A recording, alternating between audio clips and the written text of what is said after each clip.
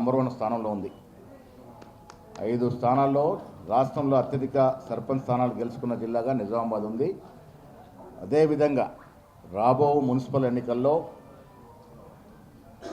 జిల్లాలోనే కాకుండా యావత్ రాష్ట్రంలో కాంగ్రెస్ జెండా ఎగరవేస్తాము. నిజామాబాద్ మున్సిపల్ కార్పొరేషన్ కాంగ్రెస్ జెండా ఎగరవేస్తాము. ఇంత ధీమాగా ఎందుకు చెప్తా ఉన్నానంటే 10 ఏళ్ళ బీఆర్ఎస్ పాలనలో అన్ని వర్గాల వారు, మహిళలు, యువకులు, నిరుద్యోగులు, పారిశ్రామికవేత్తలు, వ్యవసాయదారులు అందరూ కూడా విపరీతమైన వివక్షకు గురైన సంగతి మనం మర్చిపోలేము. ఈ రాష్ట్రాన్ని 7.5-8 లక్షల కోట్ల అప్పులో కూర్చోబెట్టి మాకు అధికారం వచ్చి కేసీఆర్ గారు ఫామ్ హౌస్కి ఫలాయనం చిత్తగించినారు. అలాంటి ఇబ్బందికరమైన ఆర్థిక పరిస్థితి నుంచి రాష్ట్ర ముఖ్యమంత్రి రేవంత్ రెడ్డి గారు, మా ఫైనాన్స్ మంత్రి డిప్యూటీ సీఎం బట్టి విక్రమార్క గారు, మంత్రివర్గ సభ్యులు శ్రమపడి ఒక పద్ధతి ప్రకారం 2 ఏళ్ల కొన్ని మాసాల పాలనలో ఆర్థిక విధ్వంసం జరిగినటువంటి తెలంగాణ రాష్ట్రాన్ని వికాసం వైపు నడిపేయడంలో విజయవంతమైనాం కాబట్టే సర్పంచ్ ఎన్నికల్లో 70% పైన గెలిచాం. ఇంకొక 20% కూడా గెలవాలి. మా వాళ్ళ మధ్యనే పోటీ ఎక్కువై కొన్ని చోట్ల మేము ఓడిపోవడం జరిగింది. మున్సిపాలిటీలో మాత్రం టికెట్లు ఉంటాయి, బీఫామ్లు ఉంటాయి. పాత కాంగ్రెస్ కొత్త కాంగ్రెస్ కలయిక ఉంటుంది. ప్రజలతో అనునిత్యం సంబంధం ఉండి ప్రజాక్షేత్రంలో ఉండి సర్వేల ఆధారంగా ప్రజలు కోరుకున్న వారికి బీఫామ్లు ఇస్తాం. తన మన భేదము లేదు, నా నీ చుట్టము లేదు. రేపు ప్రజలు ఫలానా వ్యక్తి అయితే మాకు ఉపయోగపడతాడు, ఫలానా వ్యక్తి అయితే సమర్థవంతంగా పనిచేయగలుగుతాను ఎవరైతే అనుకుంటారో మెజారిటీ సీట్లు వారికి ఇవ్వబడతాయి. నిజామాబాద్ కార్పొరేషన్ ఆనాడు పెద్దలు డి శ్రీనివాస్ గారు ఉన్నప్పుడు కార్పొరేషన్లో జరిగి మేయర్ సీటు కైవసం చేసుకున్నాం. ఇవాళ ఇదే నిజామాబాద్ నగరాన్ని మంచి మెజారిటీతో గెలిచి కాంగ్రెస్ జెండా ఎగరవేస్తాం. ఎందుకు ధీమా అంటే మేమిస్తున్న అభివృద్ధి, ఎందుకు ధీమా అంటే మేమిస్తున్న సంక్షేమం. ఈ దేశంలో ఈ రాష్ట్రం ఇయ్యనటువంటి సంక్షేమం, అభివృద్ధి రేవంత్ రెడ్డి సారథ్యంలో తెలంగాణలో జరుగుతుంది. మీరు చూశారు, 2 సార్లు దావోస్ పర్యటనకి వెళ్ళారు, మళ్ళీ పోబోతా ఉన్నారు.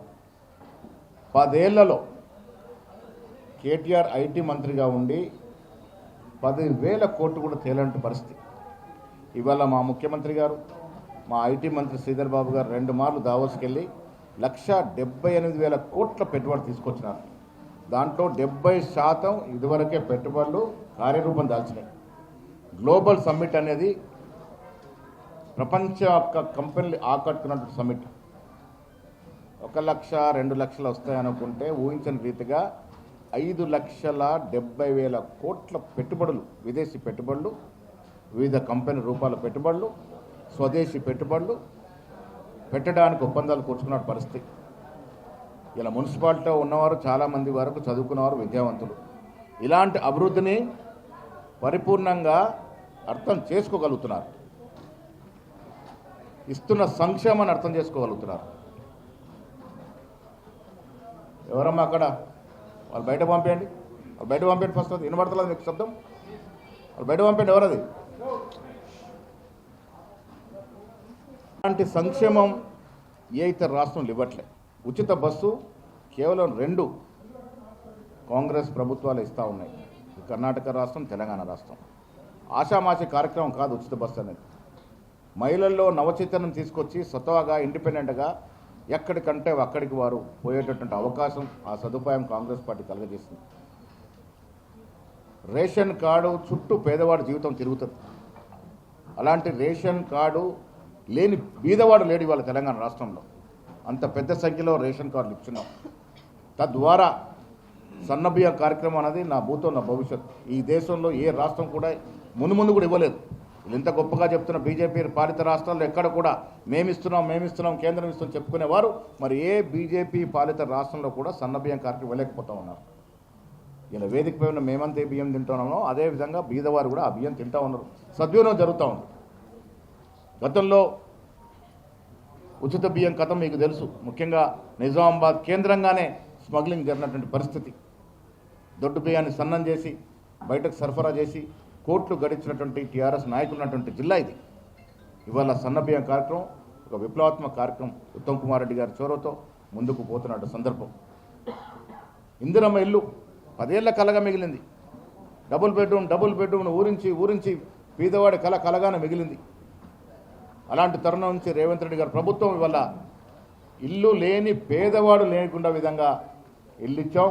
మరొక తరఫు కూడా ఈ ఇల్లు ఇవ్వకపోతా ఉన్నాం. నియోజకవర్గ కోటా ఇచ్చాం, మరొకసారి కూడా ఇంకొంత కోటా ఇచ్చి అసలు పేదవాడు ఇల్లు లేని పేదవాడే లేని విధంగా తెలంగాణ రాష్ట్రం తీర్చాలన్న తపనతో కాంగ్రెస్ ప్రభుత్వం ముందుకు పోతూ ఉంది. ఇలా విద్య వైద్యం మనం చూసాం. వైద్యం ఏ రకంగా అట్టకడిగిందో. కొన్ని ప్రైవేట్ ఆసుపత్రులు ఒక ఆసుపత్రి వాళ్ళు 10 ఆసుపత్రులు కట్టుకోగల స్థాయికి పోయినారు 10 ఏళ్ల పాలనలో. ప్రైవేట్ ఆసుపత్రులకి ఊతం ఇచ్చిన సందర్భం. ఇవాళ కాంగ్రెస్ ప్రభుత్వం వచ్చిన తర్వాత ప్రైమరీ హెల్త్ సెంటర్ నుంచి మొదలుకొని నిమ్స్ వరకు ఉస్మానియా వరకు ప్రక్షాళన చేసి నిధులు ఇచ్చి బలోపేతం చేసినట్టు సందర్భం. విద్యాపరంగా ఉచిత విద్య అని ఎల్కేజీ టు పీజీ అని చెప్పి మోసం చేసినటువంటి తరుణం నుంచి ఇవాళ ఇంటిగ్రేటెడ్ స్కూల్స్, ఒక్కొక్క నియోజకవర్గం ఒక ఇంటిగ్రేటెడ్ స్కూల్స్. మొన్ననే నేను పార్టీలకు అతీతంగా ముఖ్యమంత్రిని కలిసి, ఇక్కడ బీజేపీ సభ్యుడైనా నేను ముఖ్యమంత్రిని కలిసి ఇంటిగ్రేటెడ్ స్కూల్ కోరినప్పుడు తక్షణ ముఖ్యమంత్రి ఒప్పుకున్నారు.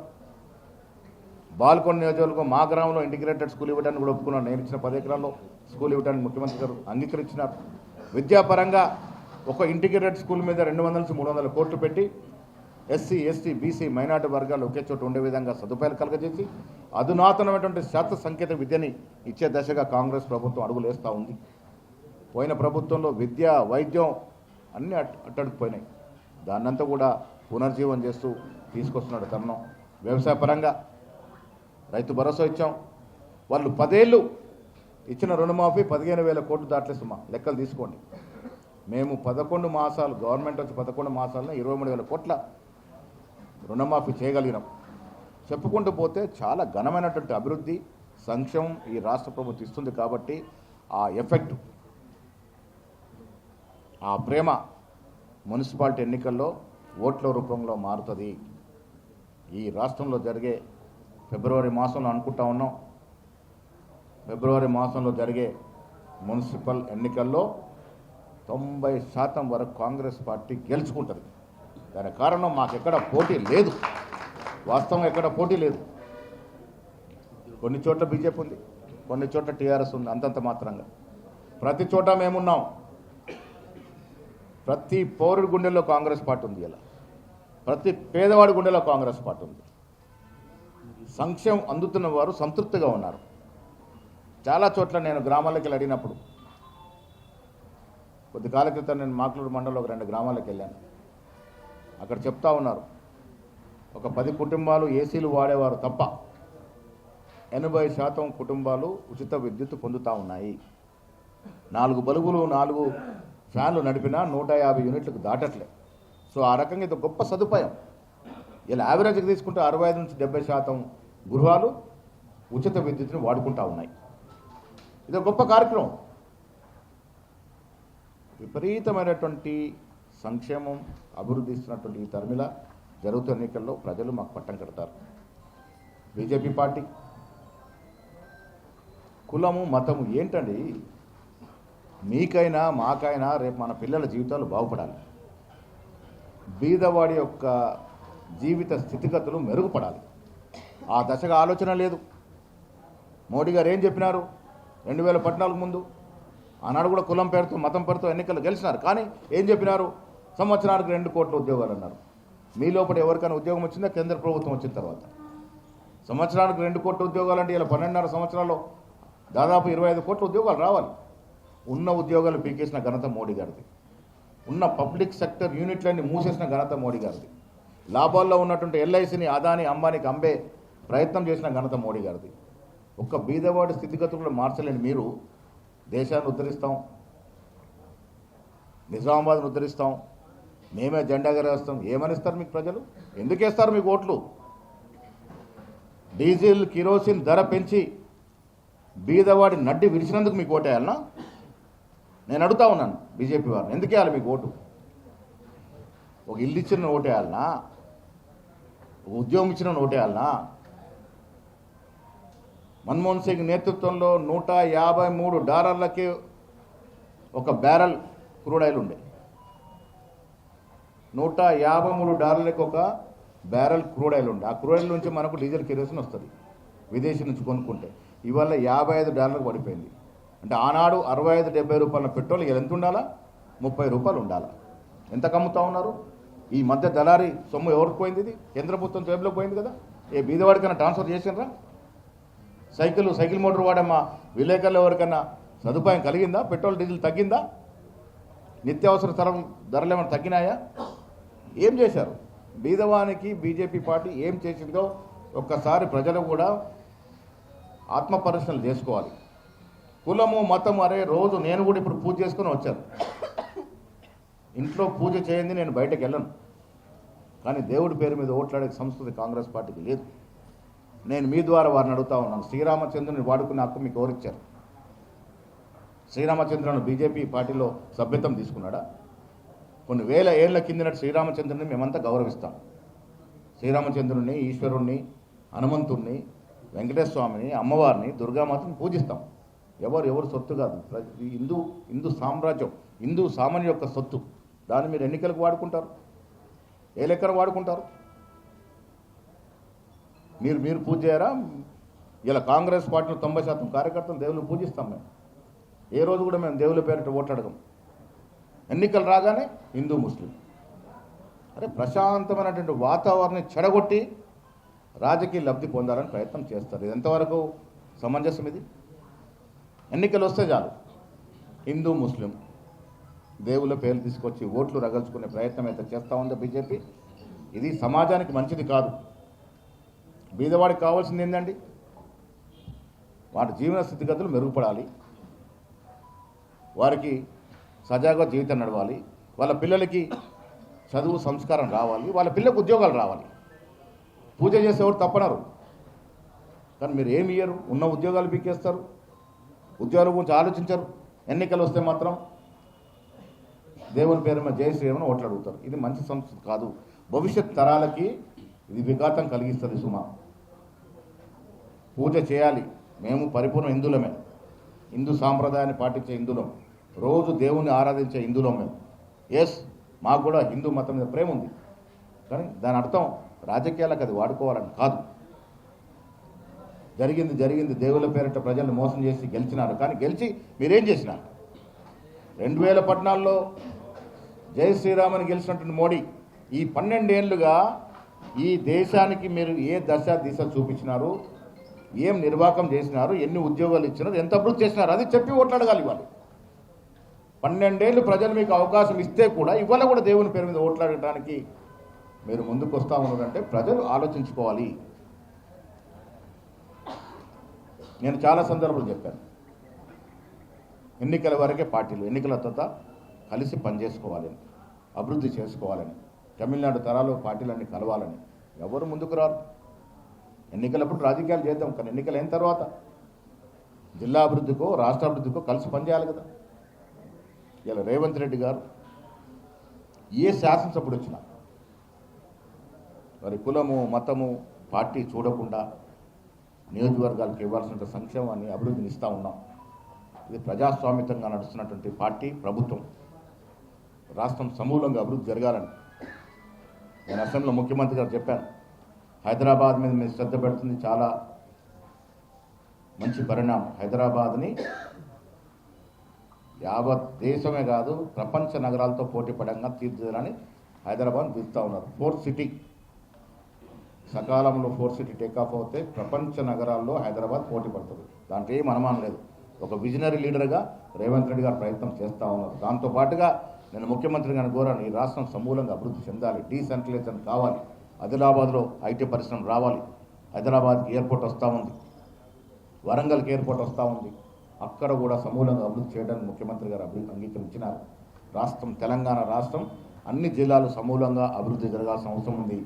డీసెంట్రలైజేషన్ ఆఫ్ డెవలప్మెంట్ జరగాల్సిన అవసరం ఉన్న దిశ కూడా కాంగ్రెస్ ప్రభుత్వం ప్రయత్నం చేస్తూ ఉంది. మిత్రులారా, మీ అందరికీ నమస్కరించి చెప్తా ఉన్నాను, దేవుళ్ళని అందరము గౌరవించాల్సిందే. ఎవరి మతాన్ని వారు గౌరవించుకుంటారు. ఎన్నికల్లో దేవుళ్ళని తీసుకొచ్చి ఓట్లు అడిగే వారికి తగిన రీతిలో జవాబు చెప్పాల్సిన అవసరం ఉన్నది. మతం సర్వం కాదు. మనం ఆలోచించుకోవాల్సింది మన పిల్లల జీవితాలు, మన నగర అభివృద్ధి, మన జిల్లా అభివృద్ధి. ఆ దశగా పార్టీలకు అతీతంగా పాటుపడదాం. నిజామాబాద్ మీకు తెలుసు, నేను పీసీ అధ్యక్షుడు అయిన తర్వాత, ఎమ్మెల్సీ అయిన తర్వాత 30 ఏళ్ల చిరకాల కోరిక ఉన్నట్టు ఇంజనీరింగ్ కళాశాల తీసుకొచ్చాం. క్లాసులు నడుస్తూ ఉన్నాయి. మాటలు చెప్పలే. యూనివర్సిటీలో క్లాసులు మొదలైనాయి. ఫస్ట్ ఇయర్ అడ్మిషన్లు జరిగినాయి. కౌన్సిలింగ్ జరగకుండా 3వ సారి 4వ సారి కౌన్సిలింగ్ పెట్టి అడ్మిషన్లు ఇప్పించినాం. మేము చెప్పినట్టుగా అగ్రికల్చర్ కళాశాల ఈ జిల్లా వ్యవసాయ ఆధారిత జిల్లా. అగ్రికల్చర్ కళాశాలను తీసుకొచ్చినాం. క్లాసులు మొదలవుతూ ఉన్నాయి. బిల్డింగ్ సదుపాయం లేకుండా ధర్మారంలో రెంటెడ్ కాలేజ్ తీసుకొని పోయిన కలెక్టర్ గారు అగ్రిమెంట్ చేసినారు. హ్యామ్లో వచ్చిన రోడ్లలో దాదాపు 600 కోట్ల రోడ్లు నిజామాబాద్ తీసుకొస్తూ ఉన్నాం. సుదర్శన్ రెడ్డి గారు పరిశ్రమల కోసం తప్పిస్తూ ఉన్నారు. ఒక మంచి పరిశ్రమ. ఒకప్పుడు ఎన్ఎస్ఎఫ్ అంటే ఆసియా ఖండంలో పెద్ద పరిశ్రమ. అంతకన్నా పెద్ద పరిశ్రమ చాలా వచ్చాయి. ఎన్సీఎస్ఎఫ్ ఉండింది, క్రమేణా తగ్గిపోయినాయి. కాబట్టి పారిశ్రామికంగా కూడా ఈ జిల్లాను అభివృద్ధి చెందాలనే తప్పనలో మేము ఉన్నాం. శాసనసభ్యుడు భూపతి రెడ్డి గారు, షబ్బీర్ అలీ గారు కానీ మా సీనియర్ నాయకులందరూ కలుసుకొని ఈ జిల్లాని సమూలంగా అభివృద్ధి చేయాలని,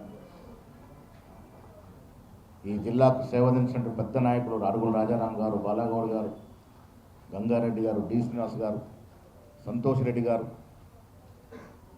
బషీరుద్దీన్ బాబు ఖాన్ గారు, మండ వెంకటేశ్వరరావు గారు, ఇవాళ పార్టీలు లేకపోయినా సురేష్ రెడ్డి గారు, రకరకాలుగా వివిధ హోదాలో ఈ జిల్లా అభివృద్ధికి తోడ్పడినారు.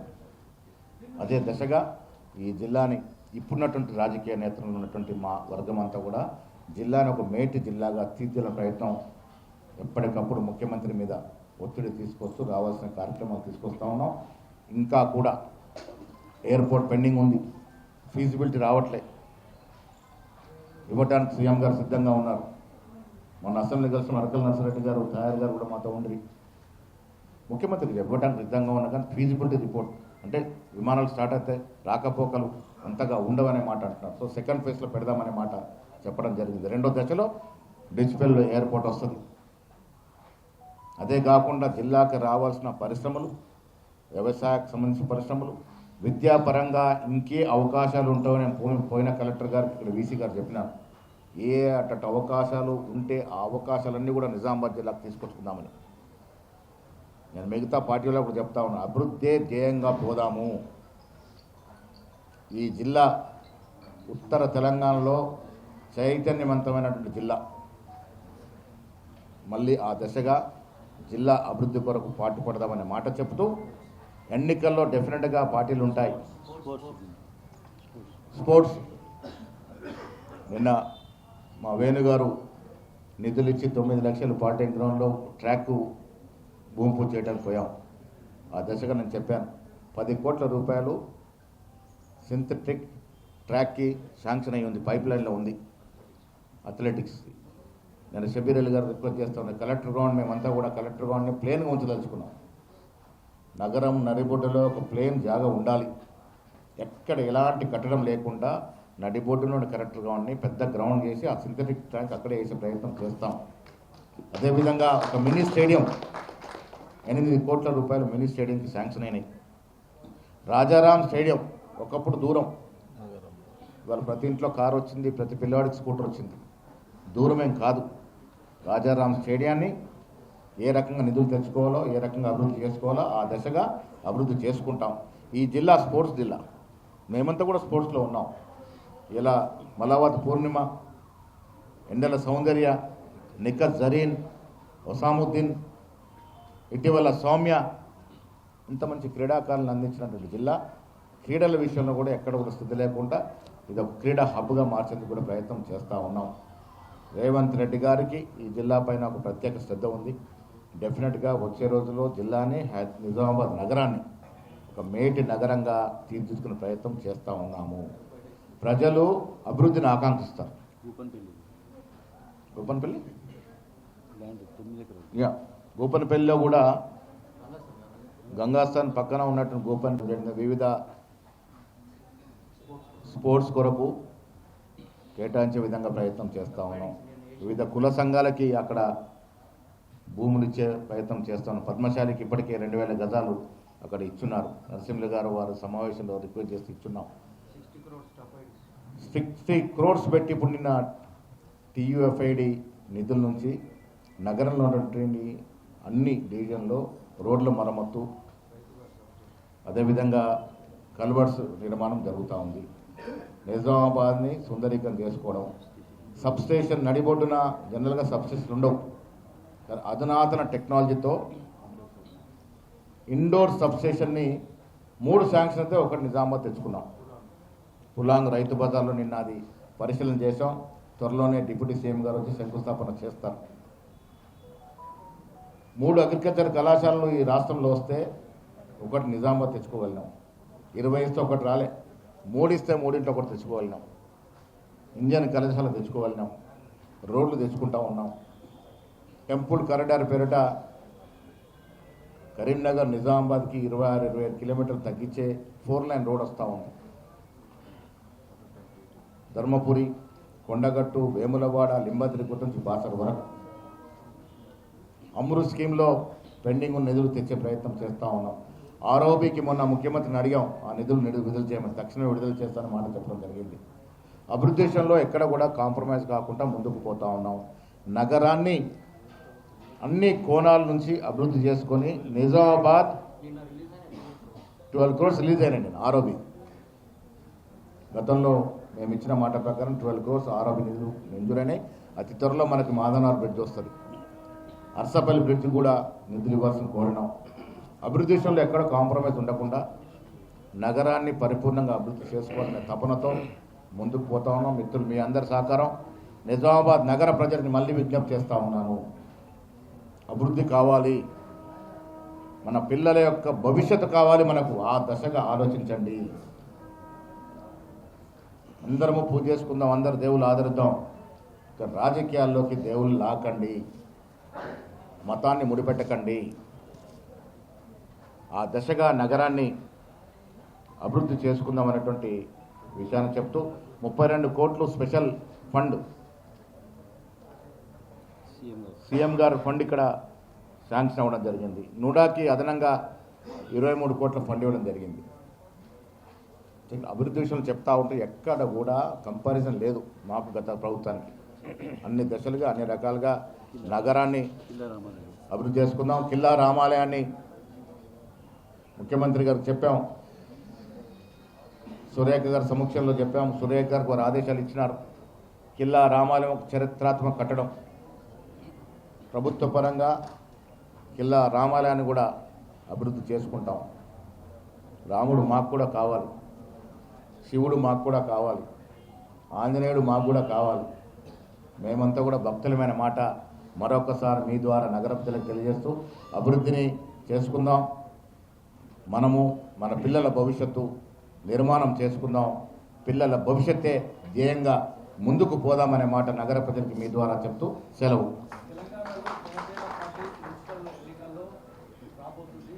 రేపు కవితమ్మ పార్టీ వచ్చినా, ఏంటా పార్టీ జాగృతి వచ్చినా, ఇన్ని పార్టీలు వచ్చే ప్రజాస్వామ్యంలో వెల్కమ్, స్వాగతం. రాజకీయాల్లో ఎవరైనా రావచ్చు. ప్రజలు ఆదరించినప్పుడు నాయకులు అవుతారు. ప్రజల ఆదరణ పొందాలి ఎవరు వచ్చినా. రిజర్వేషన్ విషయంలో ముఖ్యమంత్రి గారు స్పష్టత ఇచ్చారు. మీకు తెలిసే ఉండాలి, సర్పంచ్ విషయంలో వారి ఊరు సర్పంచ్ విషయంలో కూడా ఆయన ఇన్వాల్వ్ కాలే. మా తాయర్ వినమ్దాన్ ఊరి కోసము రిజర్వేషన్ చేయడము, అరకల్ నర్సరెడ్డితో బాడ్చిన రిజర్వేషన్ చేయలేము. సర్వే, కాస్ట్ సర్వే రిపోర్ట్ ఆధారంగా రిజర్వేషన్ వచ్చాయి. ఎక్కడ మేము ఇన్వాల్వ్ కాలే. ఇప్పుడు కూడా అదే పరిస్థితి ఉంటుంది. టికెట్లు కూడా ఇక్కడ చాలామంది మా వాళ్ళు టికెట్లు ఆశిస్తూ ఉన్నారు. నేను అందరికి ఒకే మాట చెప్తాను,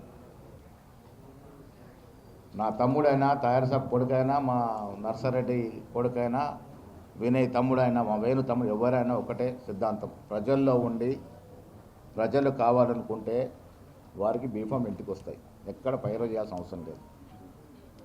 నగరంలో కాంగ్రెస్ జెండా ఎగరవేస్తాం, మేయర్ సీటు కైవసం చేసుకుంటాం.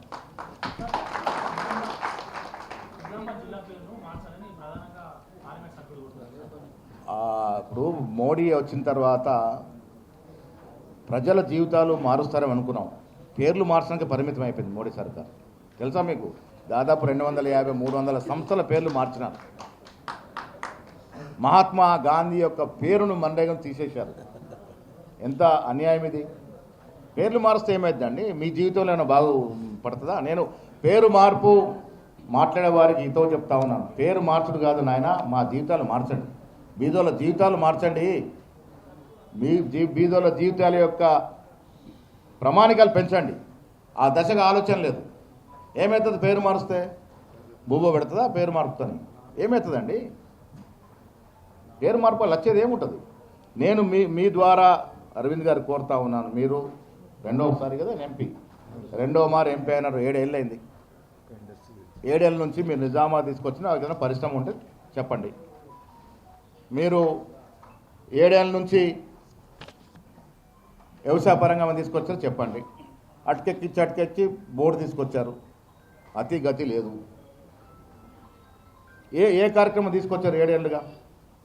అరవింద్ నా తమ్ముడే, మా డి శ్రీనివాస్ గారు అబ్బాయి, తమ్ముడి మీద నాకు కూడా ప్రేమ ఉంది. కానీ రాజకీయాలు మాట్లాడకుండా మీరు ఈ జిల్లాకి 7 ఏళ్ళుగా పార్లమెంట్ సభ్యుడిగా మీరు తెచ్చినటువంటి కార్యక్రమాలు ఒకసారి వివరిస్తే ప్రజలు సంతోషిస్తారు.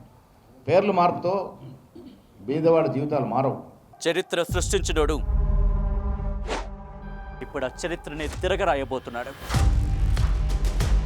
అబద్ధాల గోడల్ని బద్దలు కొట్టి నిజాలను రాగా మీ ముందుంచబోతున్నాడు. నిజమైన వార్తల కోసం వెంటనే డౌన్లోడ్ చేసుకోండి రా యాప్ని.